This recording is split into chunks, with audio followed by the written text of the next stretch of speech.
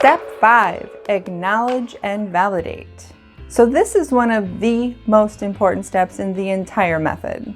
And it's one of the most important skills that you can build for yourself, whether you're talking with your partner or your boss or your coworker or even your children. But as important as this skill is, it's actually one of the most skipped skills and skipped steps in conversations. So if you recall from the agreements, this is one of the most powerful gifts that we can actually give to anyone when we're having a conversation. This step really lets whoever you're communicating with know that you've really listened to them, that you empathize with them, that you get where they're coming from, that you believe them, and that you're on their side and on their team. But like I said, most people skip this step when they're having conversations. And one of the reasons for that is because we tend to think that the problem that we're solving is the one that was brought up. And really, every problem has multiple layers. It's one of the reasons why communication is so difficult, and relationships in general. So we have the problem itself that we want to solve. Let's use our example from previous steps. The toothpaste cap is being left off. That is a problem. We want to figure out a way to not have that happen anymore. But let's think about what was the real problem there. And usually we have the problem itself and the emotional problem as well. So we always want to address the emotion in a conversation before we ever even get to solving the problem.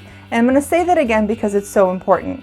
Address the emotion first. Especially when we're having heated conversations or conversations about really tough topics that are causing a lot of emotional upheaval. And like I said, most people either skip the step or they get it wrong. So that being said, be patient with yourself while you're learning this skill, be patient with your partner while they're learning this skill, and know that it's not something that normally comes naturally to most people. So if this was one of the agreements that you felt like you were going to have trouble with, you definitely want to practice this with as many people as possible. Every day, all day long, practice it with your dog, practice it with your kids, practice it with your coworkers, getting really good at this skill before we get into having heated conversations or hot topic issue conversations with our partner. So the first thing you want to do when you start this step or skill is to be in a very strong state of compassion. So by this time in the conversation, you might have been triggered a few times, your partner might have been triggered a few times, you might be feeling a little bit defensive, a little bit like you want to explain yourself. And so now I'm asking you to do the exact opposite, which is to strictly listen and empathize with your partner. So acknowledge what they're saying, acknowledging their problem, and validating that their problem is a problem, and validating their emotions and empathizing with those emotions. Empathizing means coming from a state where you can see and feel from their point of view what they're feeling about the problem. So that means we want to get into a place where we fully understand where they're coming from. And if you were listening and repeating back and reflecting back accurately throughout all of the steps, then you'll know very clearly where their emotional state is around this problem or this topic. So we want to be able to see it from their perspective. How are they seeing the problem? Step into their shoes, look through their lens with their priorities, their value system, their experiences, who they are as a person, and what's important to them. Look at the problem through their eyes and through their emotional state, and feel it through their emotions. In order to be able to do this, you have to set aside your own perspectives, your own belief systems, just for a minute. So whether or not you think this is a problem or you think this problem is a big deal doesn't matter at this point. We're only wanting to see it from their point of view. So if you were them, how would you see this problem and how would you feel about it? So here's where you can monologue a little bit. So I want you to get into a state where you're talking about their perspective on this issue as if you're them, and keep going.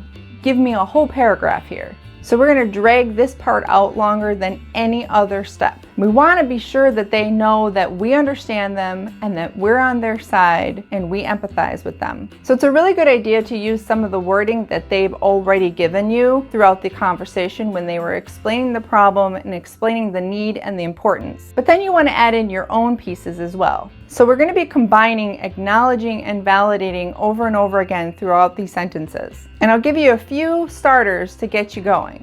So the first thing you want to start with is something that sounds like it makes sense that you feel that way because, and then go into detail about why you can understand that they're feeling the way that they're feeling and that they're seeing things the way that they're seeing it. Again, you don't have to agree with them here. You're just saying that you see it from their point of view. So some other ways that you can word things throughout this step is saying things like, yeah, it really sucks that you've experienced that or that this is happening. I totally get that you see it this way. And it must be really hard for you to, when you say those things to someone, again, you're not telling them that they're right or wrong. You're just simply saying, I get you.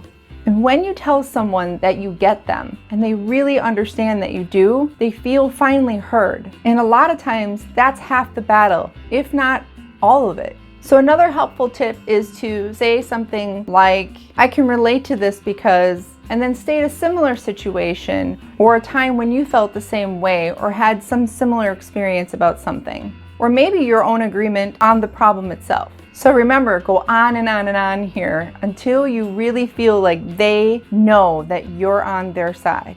And how can you know that you've really done a good job accomplishing this step? So you're going to want to look for confirmation clues from your partner. This is going to come in the form of more of a relaxed body language. So their arms might be put down to their side, their shoulders might be rolled back a little bit. The other thing you're going to notice while you are doing this step, and I do want you looking at your partner or the person you're talking to, if you can, you'll also notice that they might be nodding their head in agreement with you, or like having widened eyes and being like, oh, okay, yeah, you get me. That is a sign that you're doing it right. So once you feel like, okay, my partner knows that I'm on their side, then it's always nice to end with a compliment of some sort.